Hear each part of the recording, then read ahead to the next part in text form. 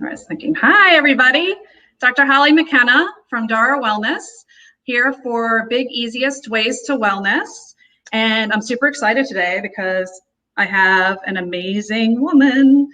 Dr. Patel is an integrative pediatrician and a parent coach, and really someone who knows all about the things, especially with what we're dealing with right now with the pandemic and returning to schools and all the worries we have.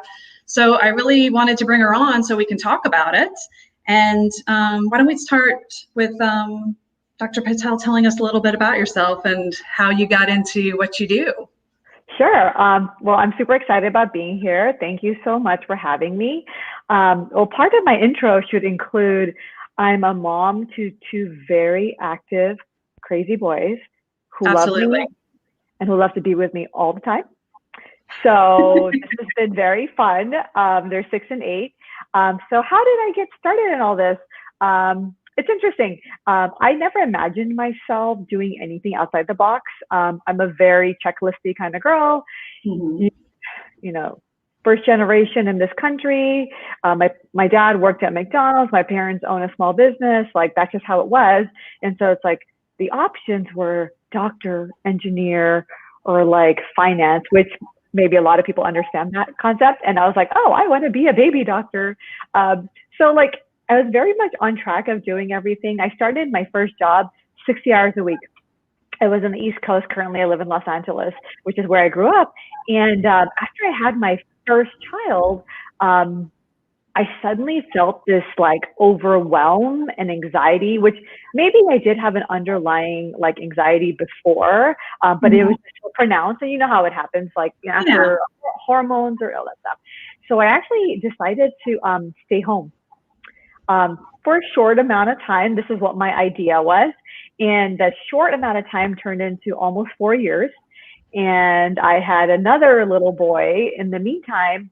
And once I went back to work, I was like, oh my God, this is crazy. Like, what I've been telling everyone before I had kids and what I understood as a real parent were very different. Extremely different. My level of compassion and empathy were like, I was like, sleep, oh yeah, that's important, you know? But I get it if you can't do it the way I'm telling you to do it. You know, I understand that now. So I started working part-time and kind of eased into it. But it was a very fluid part-time, like depending on like how crazy it was at work. I worked per diem, which means hourly. And so, you know, I just decided on what I wanted to do. Despite having that option and having that ability to be flexible, I still felt like something was missing. Yeah. And I couldn't pinpoint it then because I was like a hamster, you know, on a wheel, just going, like next patient. And I found myself like gravitating towards the moms who were struggling. And I say moms because the dads are listening too, but let's be honest, usually it's the moms that, you know, are coming up with all these things that they are concerned with. Sometimes the dads don't always feel comfortable talking. And I felt like I was like naturally coaching them. And I didn't, I didn't understand coaching. Actually, I didn't know what it was. You know, I understand therapy and, you know, that's very common. And I knew what psychiatrists did, but this was completely different.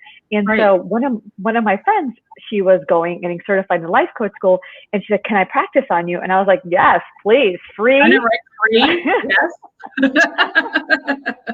Try like, it out. I'm like, who's going to give them free? You know, that's not going to happen. So I was like, yeah, sure. I didn't know what it was. And once she started practicing on me, a whole new world opened up for me. Like, I had no idea that this is all this work that we can do in our thoughts can change our current circumstances and set us up so that we have a future that we want. Right? We have so much more power than we realize, really, just kind of looking at ourselves from the outside, inside, outside. Yeah. I mean, I always understood like talking about whatever you're dealing with and then going back in time and understanding why you do that. And there's so much value in that.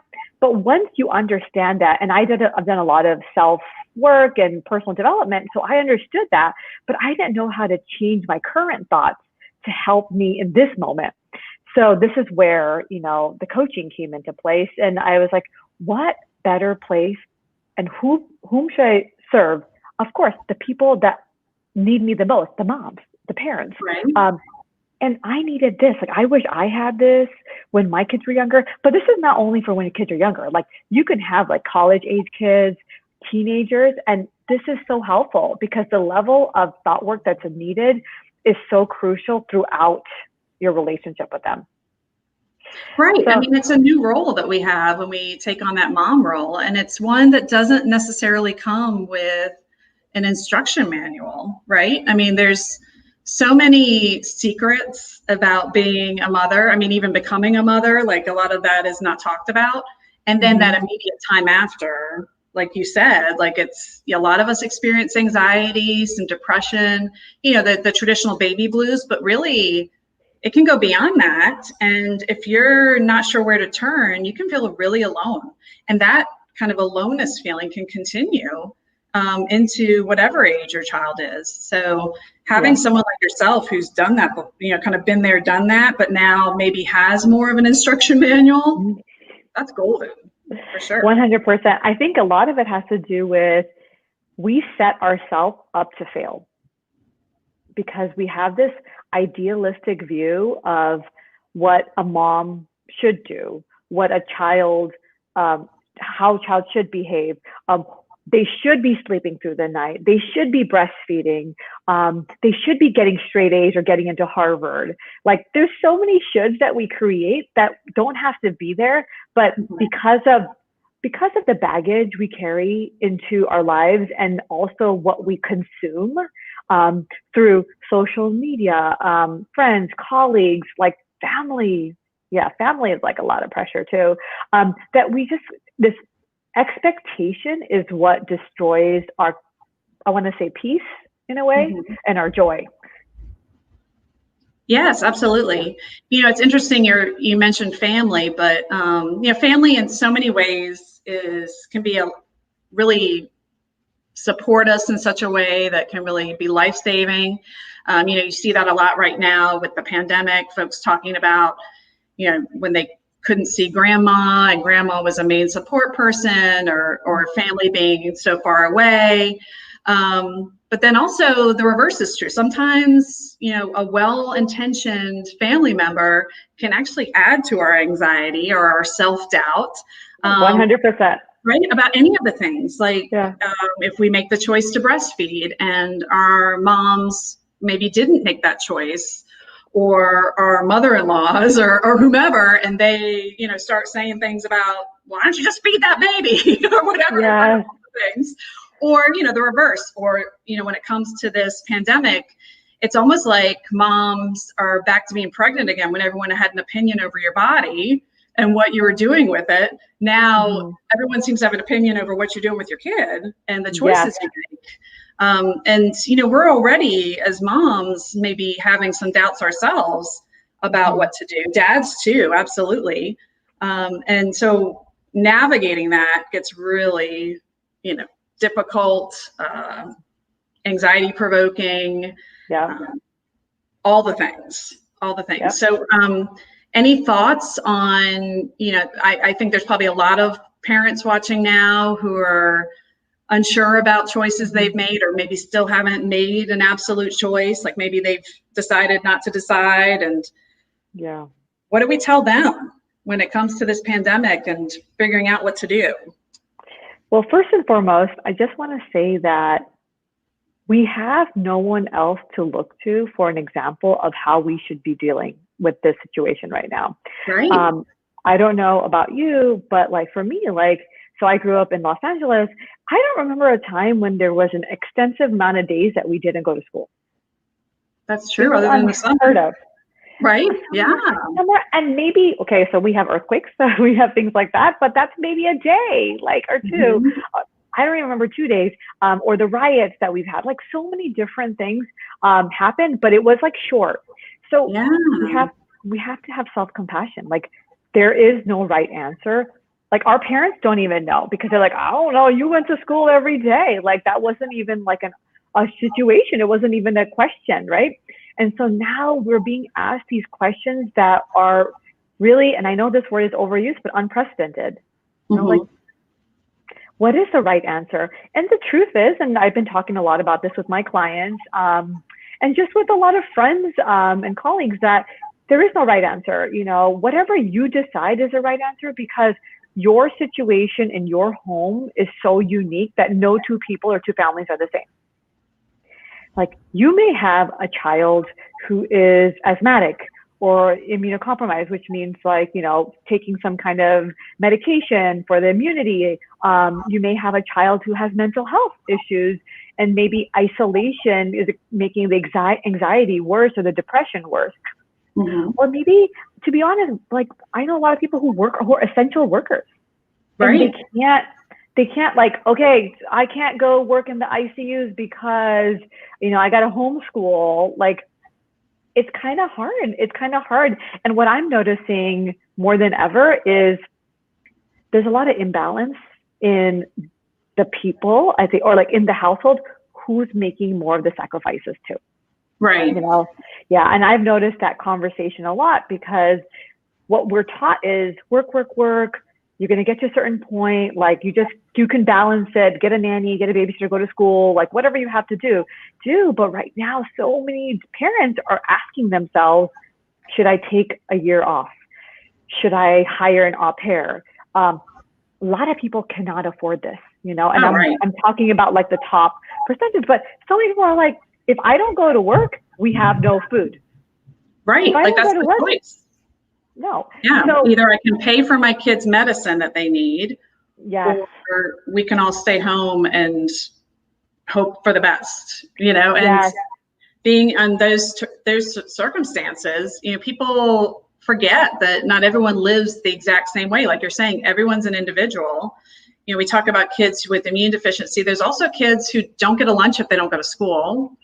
Or have, you know, learning differences, and so have a plan that's provided by the school that maybe doesn't translate well into a remote learning situation.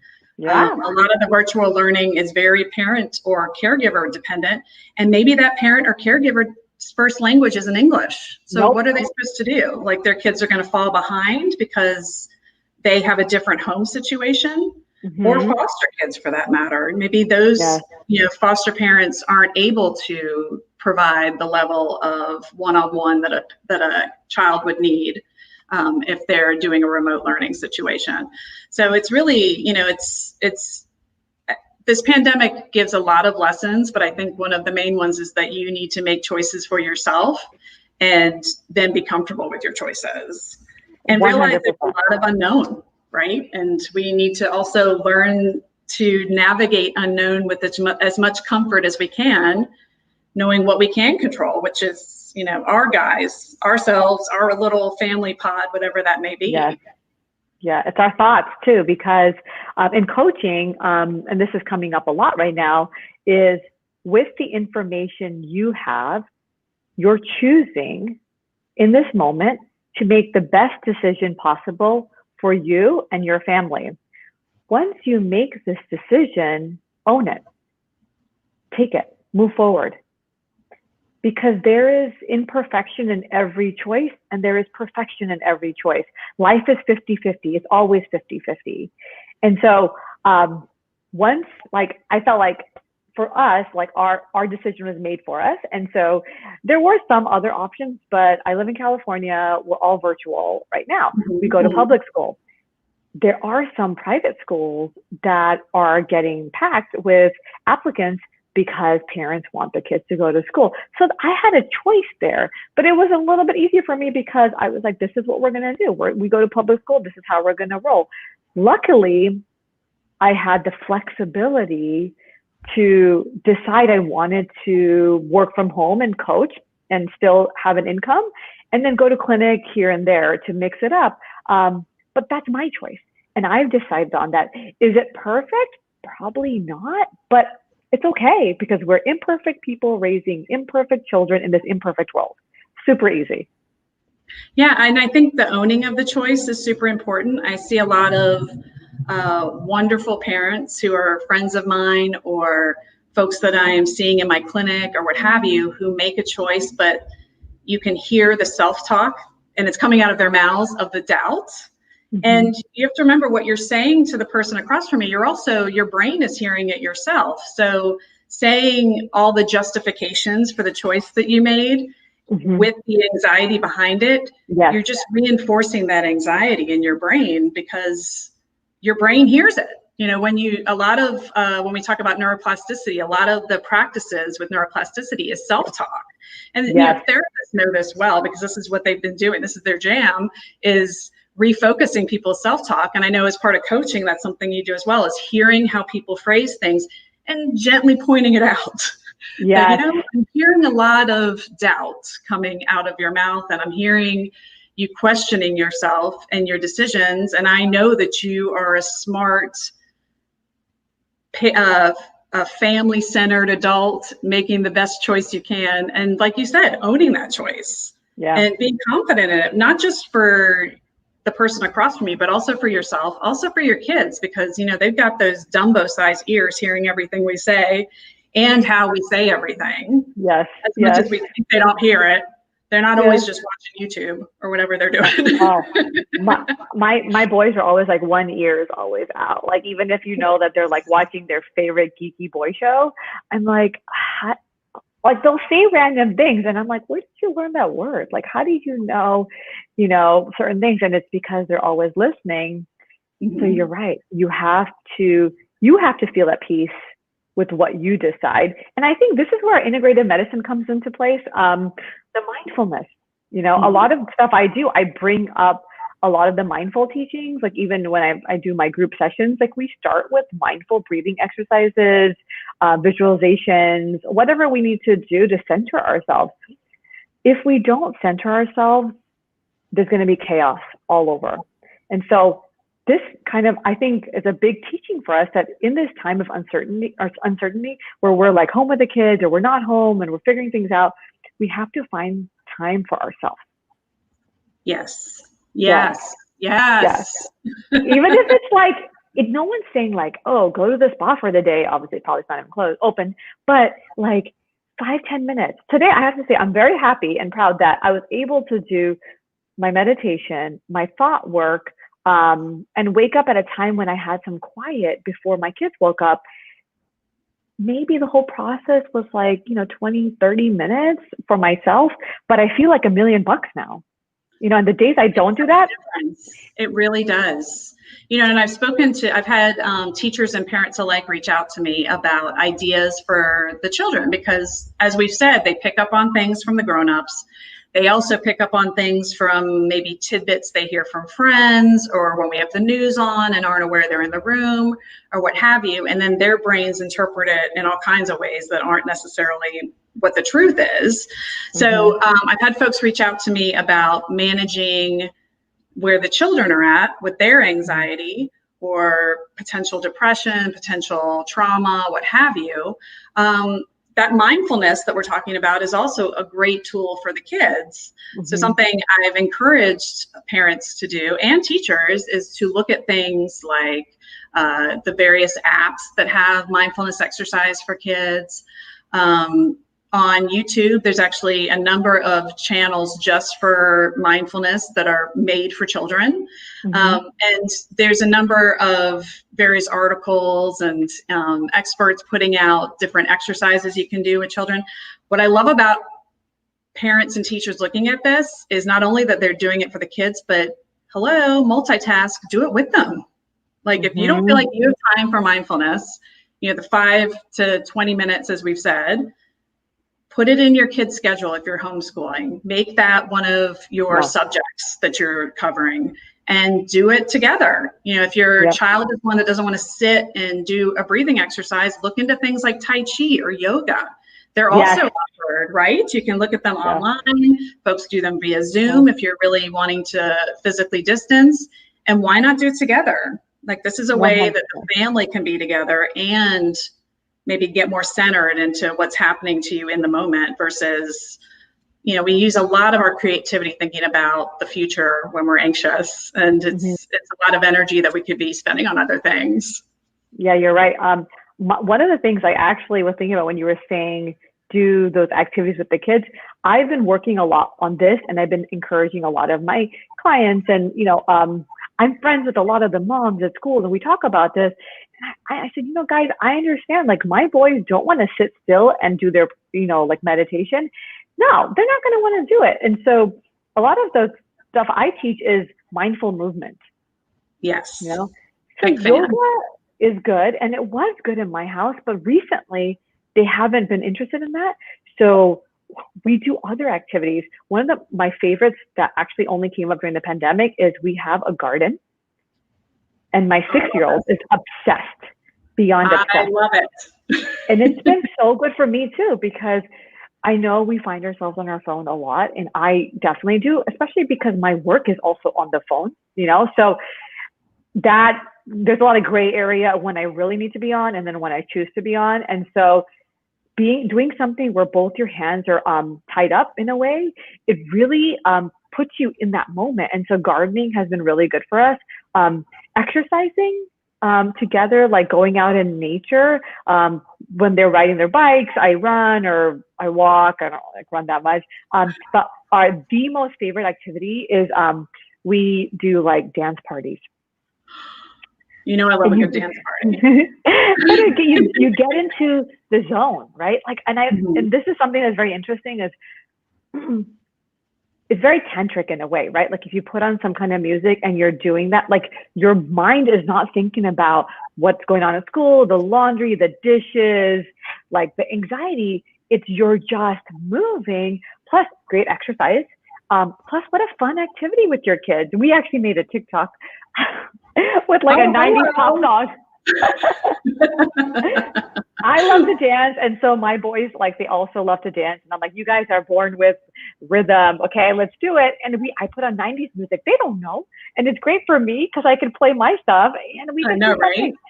So make it right for your family. It could be anything that you guys would enjoy. I'm not into a lot of, like, I don't like video games and I don't like that stuff, but my husband loves the Wii, and that's an area where we choose to defer and agree to disagree. And they do that kind of stuff, and that's okay. Like, that's, their Wii Sport or whatever they want to do. That's when I recharge. Right. And do what I need. So pick what suits your family and suits you. Yeah, I love the idea of a dance party or gardening or being outside. There's so many benefits to that. We know as integrative physicians, being outside just, I think 10, 20 minutes lowers that cortisol level. And that's that stress hormone that we talked about that really allows for your body to heal. When that cortisol is higher, our immune response goes down, our body's ability to manage sugar goes down, weight becomes an issue if you're chronically having that elevated cortisol and stress hormones. So just being outside for, let's say, 20 minutes, they've done studies, it shows a significant decrease in cortisol. And then doing things that, as you said, kind of get you in the zone. That's flow, and being in flow is actually does similar things in your brain as meditation. So that works.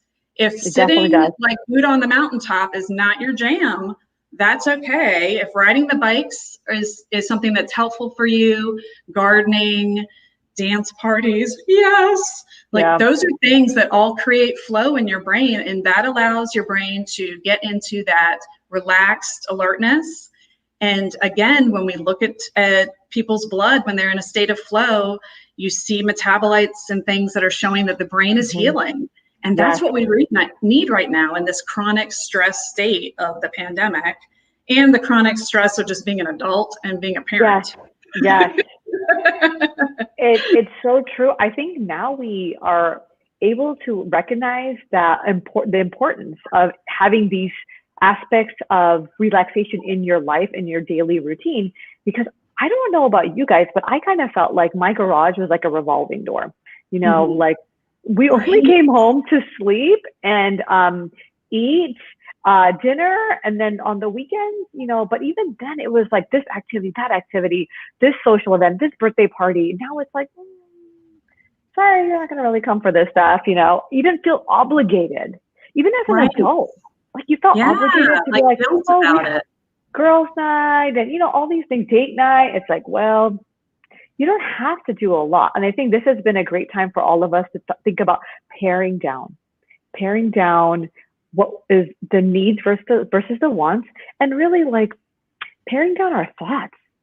Because we're always running in our mind. Like this monkey mind is always going. And how do we calm it? How do we relax it? How do we make it focus in a way that serves us right now? So this has been a challenge, but also such a learning experience for us. Oh, yes, 100% to all of that. I do, I like to silver lining things. That's just how I survive my life. I think it's my Irish heritage. That's how we survived the famine, is we like to make jokes at everything, especially ourselves, and find whatever silver lining. And so I do feel like the silver lining of this period is that people are able to refocus and find out what's important to them, like really hone into their values and maybe restructure their lives to be more in alignment with those values, which is going to do nothing but help us decrease our stress, because when we go against what we truly value, that causes all kinds of upset for us on a mental level, on a spiritual level, and then eventually on a physical level, because your body just can't do that. It has to make a choice as to what it's going to focus on. Yeah, this is an opportunity for us to really, either we can take in two directions, be very focused on our health, which is mental and physical and spiritual, or we can be ignoring that right now. And one of the things I keep talking about in my personal groups is I hope we don't waste 2020. It's so important for us to not waste all that we're going through right now, and we find what the lesson is and was for us. It's been different, very unique and very individualized. But for me, it's like a lot of things we talked about, like prioritizing what's important and not feeling the pressure to do what everyone else is doing, you know, like career-wise too, like I'm not being able to like climb the ladder, be the chief of pediatric, whatever it is, right?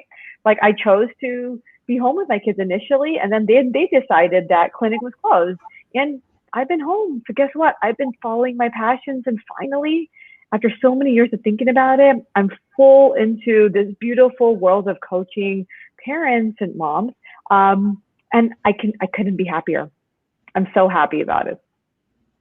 So we actually have a question. I just realized from Nicole Meredith. So what would you recommend that she include? I think she means as far as information for her 16-year-old, or how much would you include her 16-year-old in making decisions as far as school goes?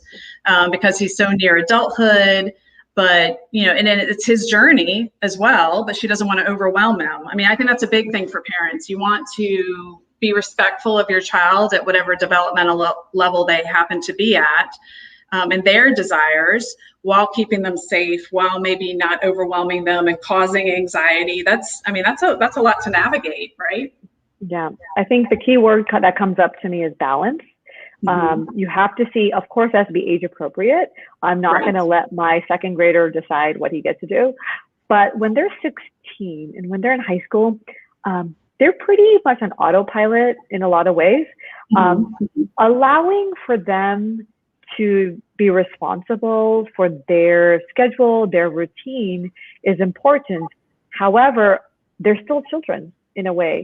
So maybe setting up a time that is mutually fitting and saying, why don't we regroup maybe twice a week, and we talk about how's school going, any challenges, is there any way that I can help you or support you so you can do what you want to do the best as possible. So that kind of is like a little bit here and a little bit there, but it's hard because we're so used to being so involved, and at school, like when they were in regular traditional school, like it was like we know what to expect, and here it's like I don't know, because they're on their computer a lot. So what's really happening when they're on their computer? Is it school like something else? Yeah, like social media and other things. I would say everyone still needs some parental control on their devices. I think that's something important to remember. But other than that, giving them space.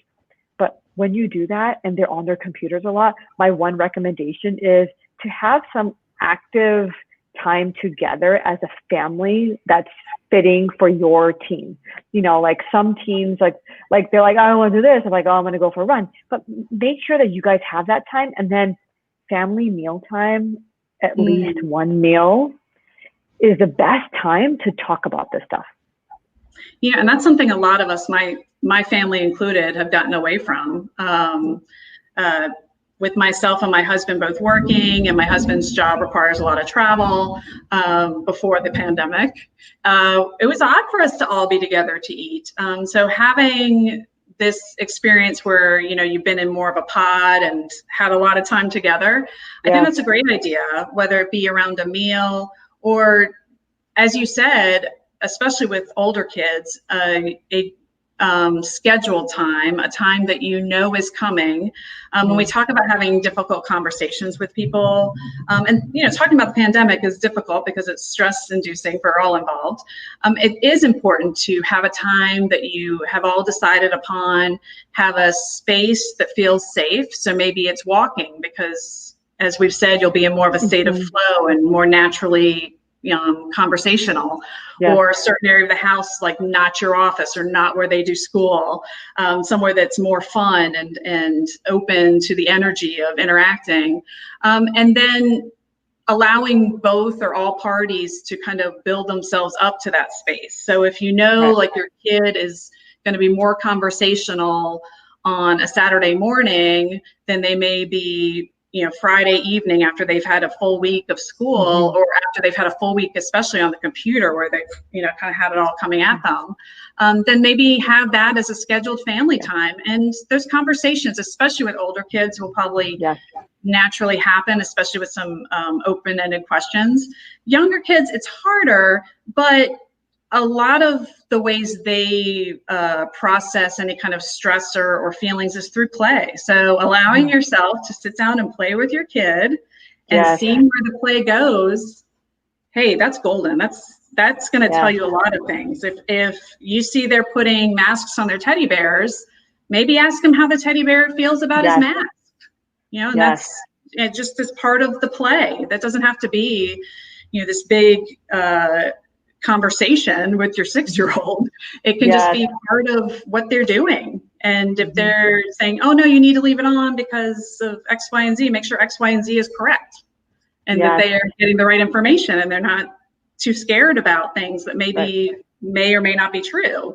I mean, there's really ways to take advantage, and there's ways to interact with your child about this type of stressor without adding to the stress. Because I think that's what a lot of parents fear.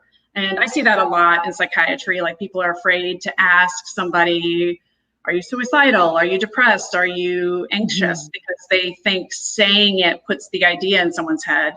And that's not really how the brain works.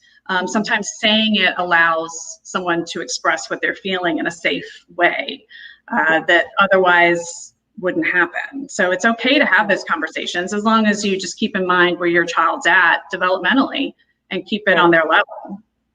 I think in addition to their age, take into consideration their gender.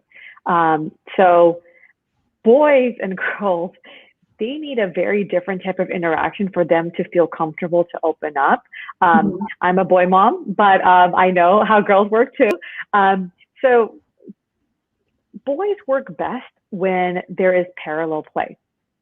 You know, when there's no eye to eye contact. Most boys, okay, this is just a generalization. I think the younger ones want that eye to eye, but a lot of them, the teenagers, it's like you're probably going to get a better conversation with them when you're both facing the same direction, maybe in the car, maybe on a walk, maybe even while you're like throwing a ball around. That's something, as a mom, I decided that I wanted to be involved with my kids. Even if it's not my first choice, would I prefer to do like spa day with a girl? Yes, you know, or if I had a daughter, I'd like to do girly stuff, but I don't. And so I go outside with them. And yesterday we rode a kite. We had a kite and we like threw it up, and I taught them, like, I know about kites, guys. And so it was nice because we were having good conversation. If you have a girl, and I think we know this because it's how we communicate best, is eye to eye contact. Make sure that they know that you're not distracted.